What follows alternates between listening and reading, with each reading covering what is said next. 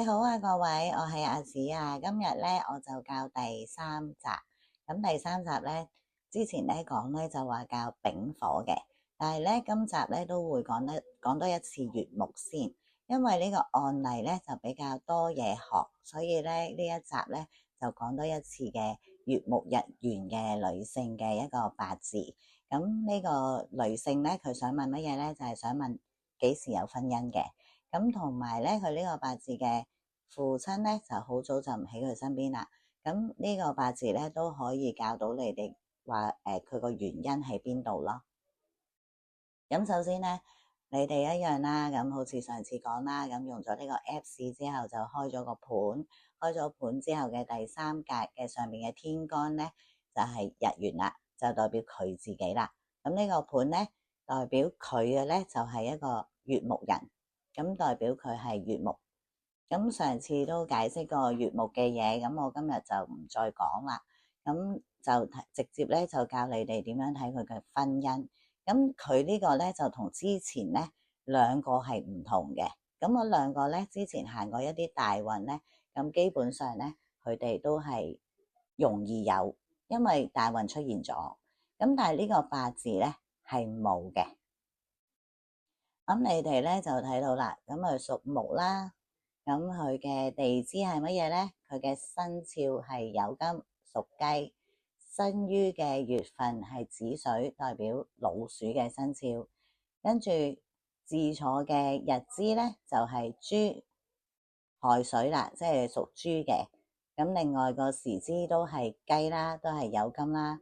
咁好啦，咁而家咧佢想問婚姻，婚姻。我上次教過咧，就係金劈木就為之佢嘅夫星同埋情人啦。咁佢個雞咧就代表咧同佢同性嘅，即係大家都係陰性嘅嘢，咁代表情人。咁如果一陰一陽咧，咁嗰個陽咧就係佢老公啦。咁而家咧佢個八字咧係有情人星喺入邊嘅。咁有情人星咧，即係代表咧其實佢都容易係有伴侶嘅。咁個問題咧係佢能唔能夠呢個感情上係得以一個婚姻嘅穩定嘅啫。咁好啦，而家咧咁佢睇到啦，呢個情人星喺個八字係咪好弱啊？因為佢係咁生個水，亦都冇嘢生佢嘅，冇土喺入邊，咁佢係咁生水，咁佢咪好泄氣咯？即係代表咧佢係一個冇力嘅金嚟嘅，喺呢個八字，即係代表佢極度身弱，即係佢嘅身邊嘅情人咧係冇咩力可以能夠存在喺佢嘅命盤裏邊咁解。咁好啦，咁佢既然咁弱，咁即係話咧佢係會拍拖，但係好快亦會分手，因為可能咧某啲時間好多土嘅時間咧，咁佢哋嘅關係可以啦。咁但係一去到唔夠力嘅時候咧，咁就其實好易分手啦。咁所以佢每一段關係咧都好似拍一陣又冇，拍一陣又冇。咁但係佢係都想有一個穩定婚姻，點解咧？我都解釋過，因為屬雞嘅人咧係一個比較傳統嘅生肖嚟嘅，佢嘅家庭觀念好重，佢亦都覺得咧呢個係人生嘅任務啦。咁所以咧佢係好追求即係一個想有嘅婚姻嘅。咁好啦，而家咧佢就睇到佢嘅大運啦，你哋睇到啦，都冇金嘅，唔行嘅。而家就望到啦，係咪？咁咧就17至27咧都行丙寅啦、丁卯啦呢啲咁嘅，即係37歲前啦。咁仲要行好多木喎，咁木代表乜嘢啊？代表同佢同類型嘅嘢，咁亦都代表咗咧喺佢有情人嘅時候咧，都會有即係對方好容易有第三者，因為有同佢同類樣一樣嘅人出現咗，所以喺呢啲婚姻上面咧，或者喺感情應該未去到婚姻，喺感情拍拖嘅時候咧，已經可以因為第三者咧，就呢個關係就可能要結束啦。咁好啦，咁而家咧就點樣佢嘅婚姻會好啲咧？咁好彩咧，佢嘅大運咧喺37至47嘅時間咧，就行咗一啲土運啦。咁咁土運咧就能夠生旺呢個金，令到個水咧係少啲，咁所以咧咁到時咧佢嘅婚姻就會出現啦，就要喺呢個37歲之後，咁37歲前咧都係一啲唔穩定嘅婚姻關係，或者佢遇上嘅人咧都唔係十分一個好好嘅對象。點解咧？咁而家就教你點解啦。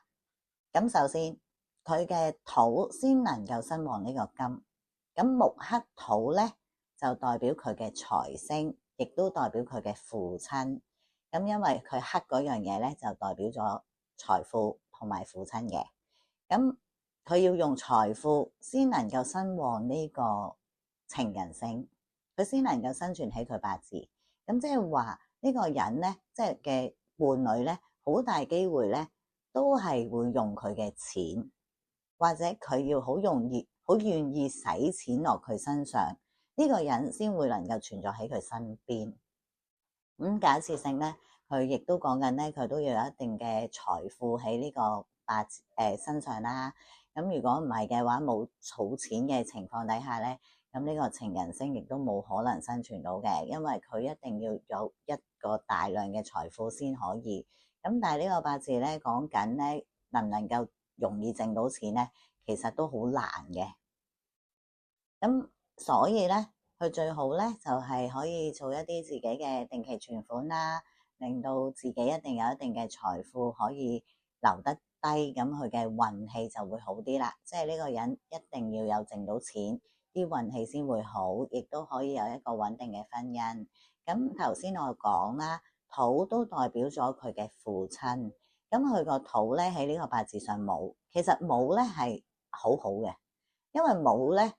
佢假設性佢個土氣入邊咧，其實都講緊好弱啦，又有木啦，有水啦，有金啦，但係冇火嚟生呢個土嘅喎。咁呢個土咧喺入邊其實都好弱啦，好唔得閒啦。咁代表咧佢呢個父親本身健康上咧，或者都係比較麻麻地咁樣啦。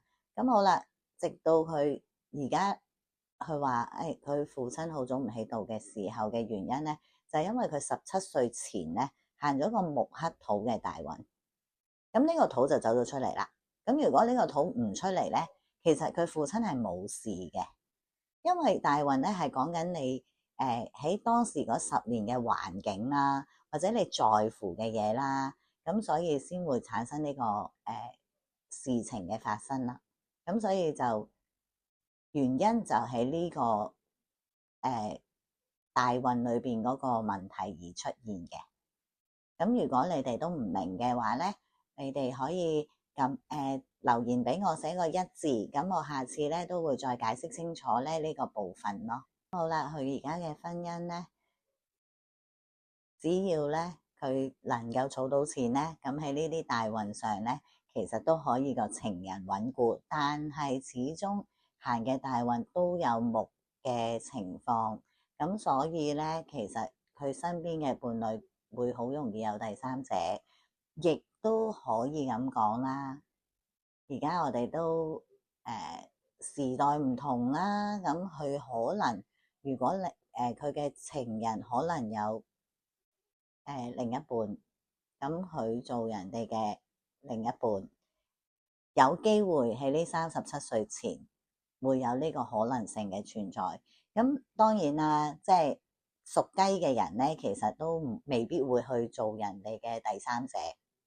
咁所以咧，我就想即係話俾佢聽咧，如果呢樣嘢咧，就最好自己能夠喺呢段時間咧，能夠有一個儲蓄。只要有儲蓄，呢粒星係能夠穩固嘅。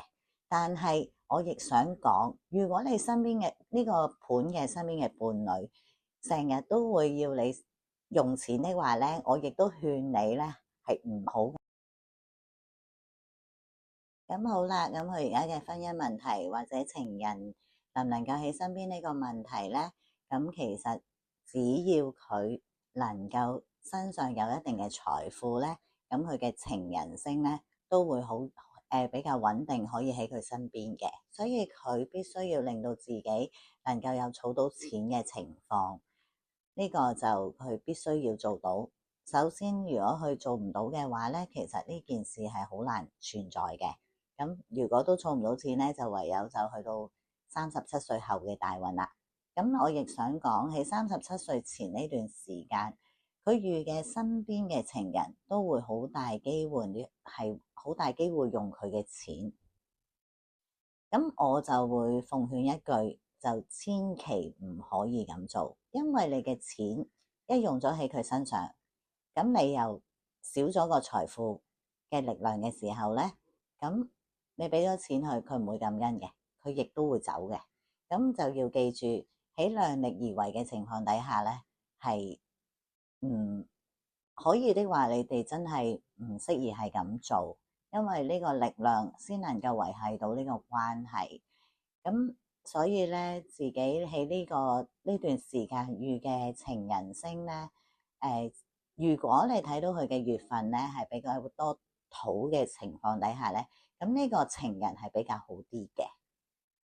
咁你哋就或者好多金嘅八字啦，咁佢都有機會咧係唔會在乎於你嘅錢啦。咁其實所以咧就當認識另一半嘅時候咧，其實真係要開佢個盤去睇下佢有冇你要嘅嘢。如果有咧，佢就唔會話因為金錢嘅關係上咧會同你有一個問題存在咯。咁所以咧，其實人生咧就好多嘢咧，都可以喺八字裏邊咧可以揾到原因，亦都可以睇下自己可以做到啲乜嘢，令件事情可以得以一種變化，同埋一個唔知嘅時候點解我俾咗錢佢又走咧咁樣。咁呢啲八字咧就係咁啦，咁就會人財兩失嘅情況會出現啦。咁所以呢個我係作為對呢個月木嘅女性嘅一個提點。咁今日咧就教到呢度先啦。咁咧就下一集咧就一定係丙火日元噶啦。咁如果你哋咧都想再聽多次月木嘅，或者教多次月木嘅盤，你哋都可以留言寫個意話我知咯。咁如果你哋都好想我不如聽第二個啦，我要丙火嘅，咁你就可以留言個3話我知。咁我到時咧睇下大約我究竟下一集會搞啲乜嘢。而家係咁多啦。咁如果咧你哋真係都好想期待我下一條片點樣教你哋嘅話咧，你哋就記得按呢個小鈴鐺去訂閱。咁如果我一有新片嘅時候咧，你哋就可以第一時間咧睇到我嘅教學噶啦。咁而家下次再見啦，拜拜。